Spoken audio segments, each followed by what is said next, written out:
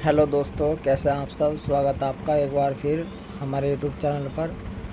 और आज हम टॉपिक लेकर आए हैं जाति प्रथा का, जो प्राचीन इतिहास से संबंधित टॉपिक है, क्योंकि आज के समय में बहुत बड़ी समस्या है।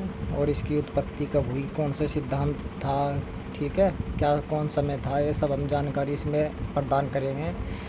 और दोस्तों, जो भी हमारे चैनल पर नए आए हैं वे कृपया हमारे चैनल को सब्सक्राइब ज़रूर कर दें। और ये वीडियो आप अंत तक देखें, क्योंकि अंत तक बहुत ही खास होने वाली है। आपको आज बहुत ही ज़्यादा जानकारी मिलेगी इस वीडियो से। तो दोस्तों, आराम से देखिए और अंत तक वीडियो ज़रूर देखेगा। ऐसी आपने वीडियो अभी तक नहीं देखी होगी। तो चलिए दोस्तों, शुरू करते हैं और देखते हैं जाति प्रथा की उत्पत्ति कैसे हुई। ठीक है दोस्तों, तो चलिए शुरू करते हैं जाति प्रथा की उत्पत्ति। मैं आपको बता दूं, वैसे मुख्य रूप से जो जाति प्रथा की उत्पत्ति है वो काफ़ी स्रोत में ही है कि जो वर्ण व्यवस्था थी, 4 वर्ण थे, ब्राह्मण, क्षत्रिय, वैश्य और शूद्र, वहाँ से हुई है व्यवसाय के आधार पर। ठीक है दोस्तों, और धीरे धीरे फिर इसमें क्या आ गई, विसंगति आ गई और लोगों में जो जो, जो काम कर रहा था उसी के हिसाब से उसको जाति का नाम दे दिया गया। ठीक है दोस्तों, चलो देख लेते हैं एक बार। और इस मनुस्मृति में भी इसका जिक्र है काफ़ी तरीके से। और ऋग्वेद का जो पुरुष सूक्त है वहाँ भी वर्ण व्यवस्था के बारे में बताया गया है और कहाँ कहाँ से उत्पत्ति हुई है ये भी बताया गया है। ठीक है, विराट पुरुष के मुख से कौन निकला है, ठीक है, वो जैसे पैर से शूद्र निकला है, तो इस तरह की उत्पत्ति बताई गई है। तो चलिए देख लेते हैं एक बार। चलिए शुरू करते हैं अपनी वीडियो। वैदिक साहित्य में जाति प्रथा का उल्लेख नहीं मिलता है। देखिए, जो वैदिक साहित्य था इसमें जाति प्रथा का उल्लेख नहीं मिलता है। उसमें क्या उल्लेख मिलता है, वर्ण व्यवस्था का उल्लेख मिलता है। वैदिक साहित्य में हमने पढ़ भी लिया है, ऋग्वेद है जो, और अभी बताया भी मैंने, जो उसका 10वां मंडल है, उसका पुरुष सूक्त है, उसमें जाति व्यवस्था का वर्णन है। जो ये चारों वर्ण थे उनका उत्पत्ति का जिक्र है। ठीक है दोस्तों, आगे देखिए। धर्मसूत्रों में जाति शब्द का प्रयोग केवल मिश्रित वर्णों के लिए दिया गया है।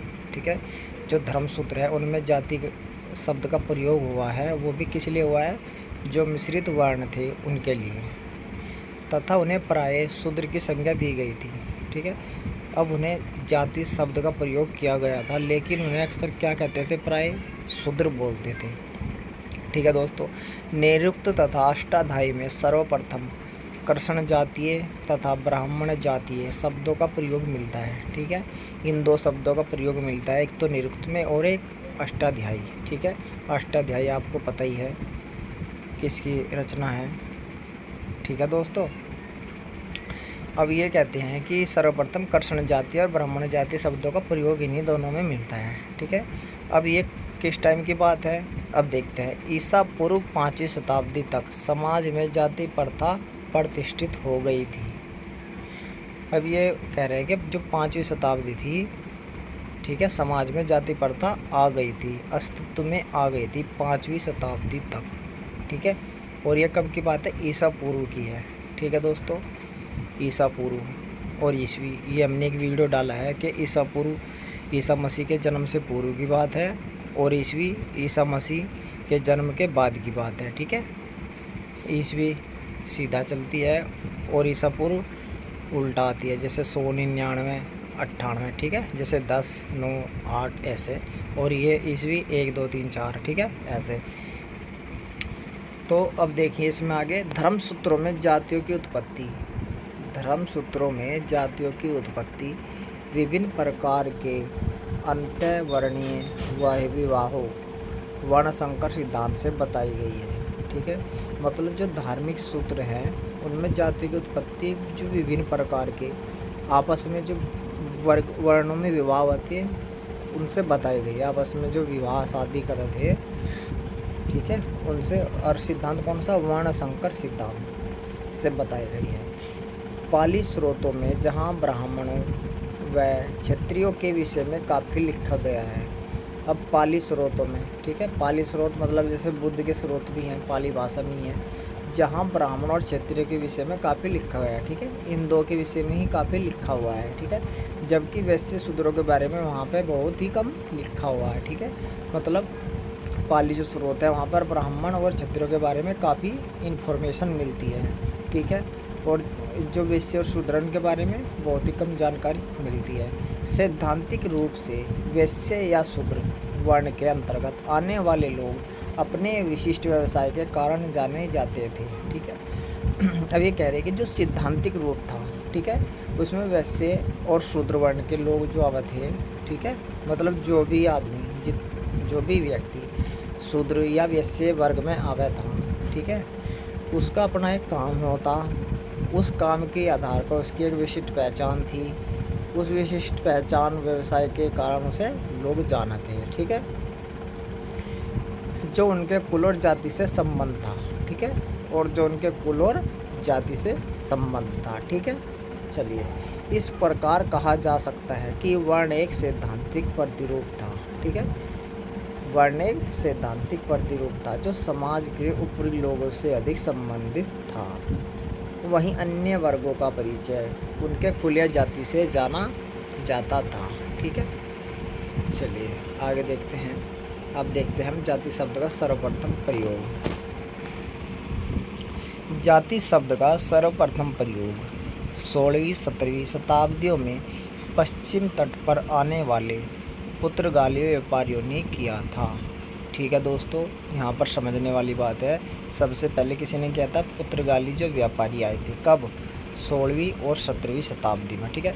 जातियों का उद्भव, शिल्प व व्यवसाय की वंशानुगत प्रकृति, विभिन्न प्रकार के जनजातीय समूह का बृहत्तर ब्राह्मणवादी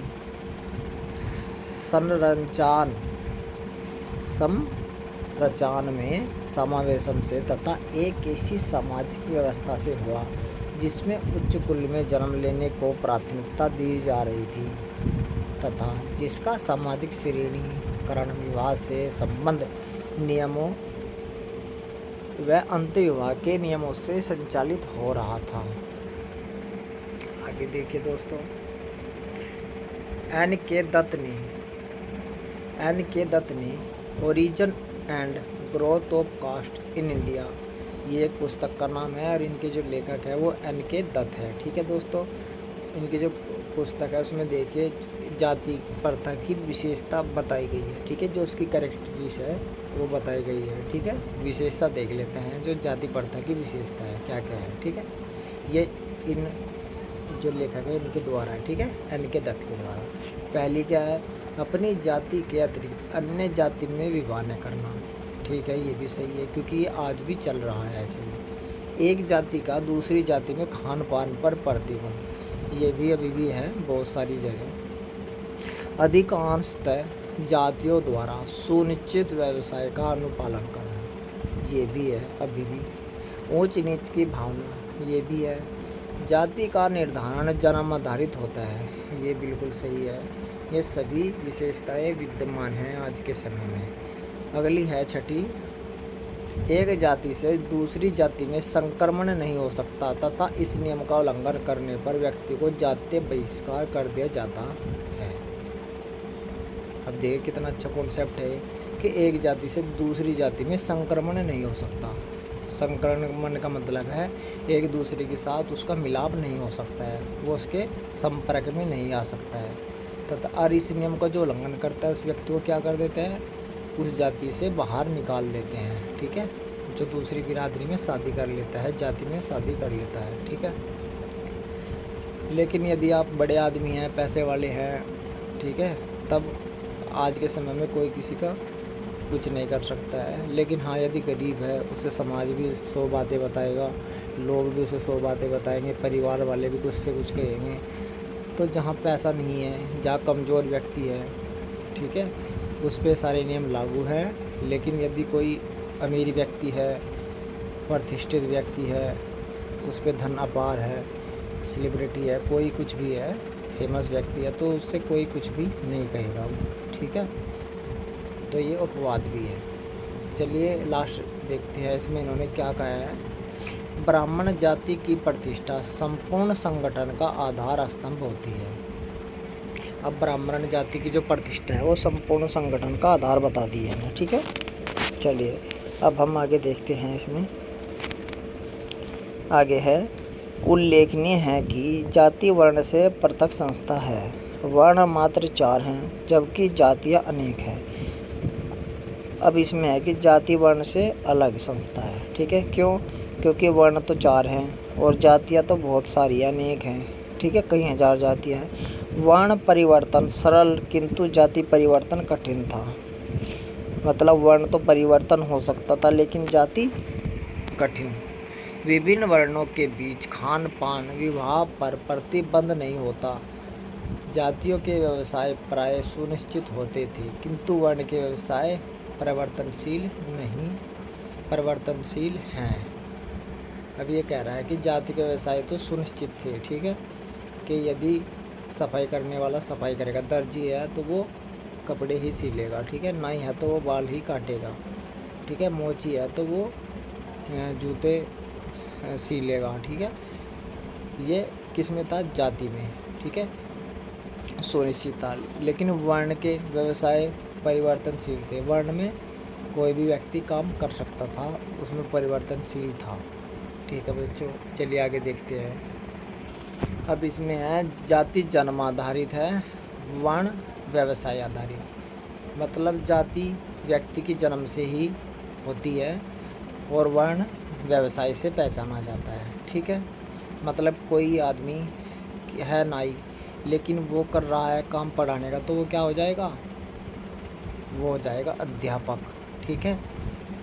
हाँ, और जाति में चाहे वो पढ़ा रहा हो लेकिन होगा क्या? नाई ही होगा, ठीक है।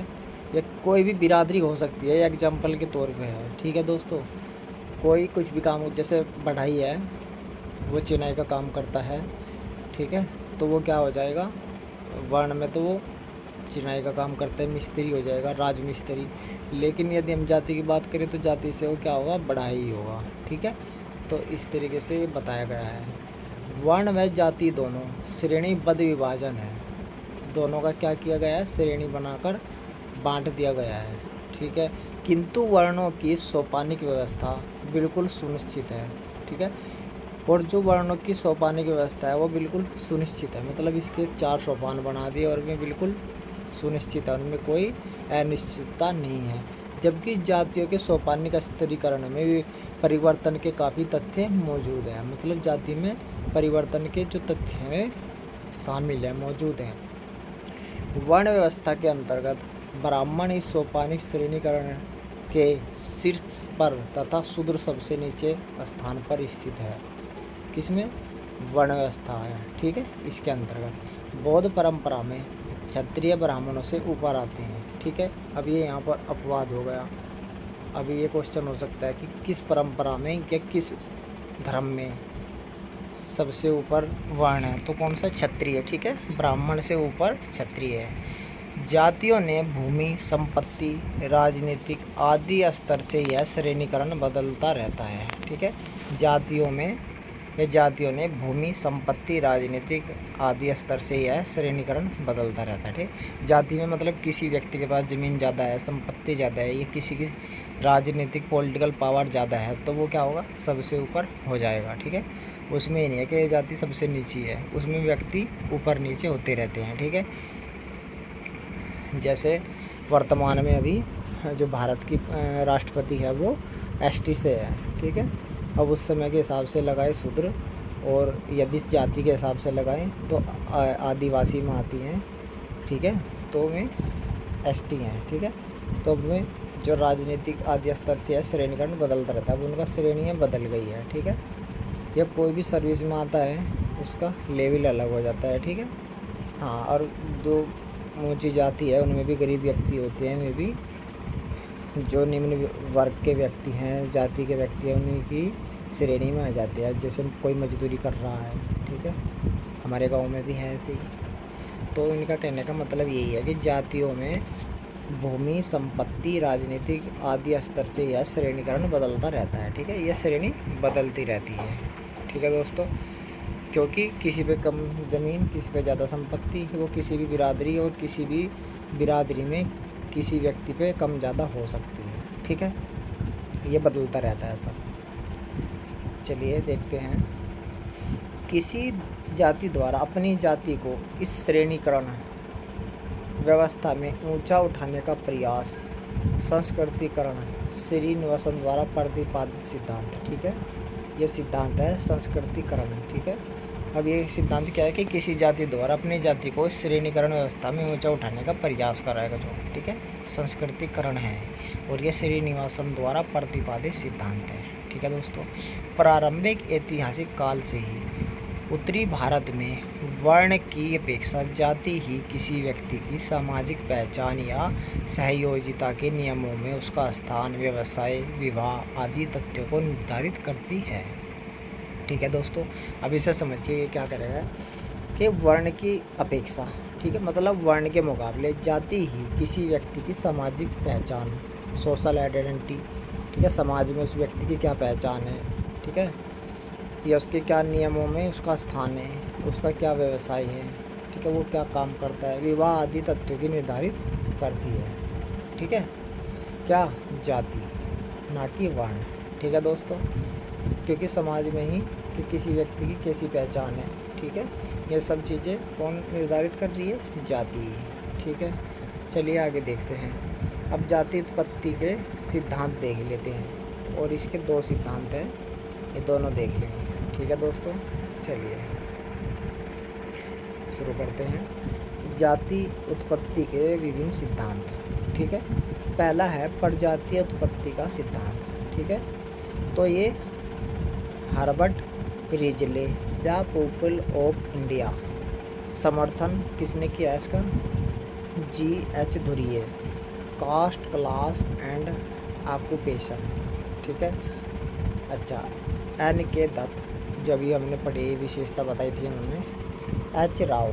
ठीक है, ये व्यक्ति है जिन्होंने इनका समर्थन किया इस सिद्धांत का, और ये सिद्धांत कितने दिया है, हर्बर्ट रिजले। ठीक है, प्रजातीय उत्पत्ति का सिद्धांत। ठीक है फ्रेंड्स, अगला जो सिद्धांत है उसे पढ़ेंगे व्यावसायिक उत्पत्ति का सिद्धांत। ठीक है, और ये नेस्फील्ड विपरीत, ठीक है, नेस्फील्ड और ये क्या है, brief view of the caste system. ठीक है, ये सिद्धांत इन्होंने दिया है। तो दोस्तों आज ये इसकी जानकारी थी छोटी सी संक्षेप में जाति प्रथा की।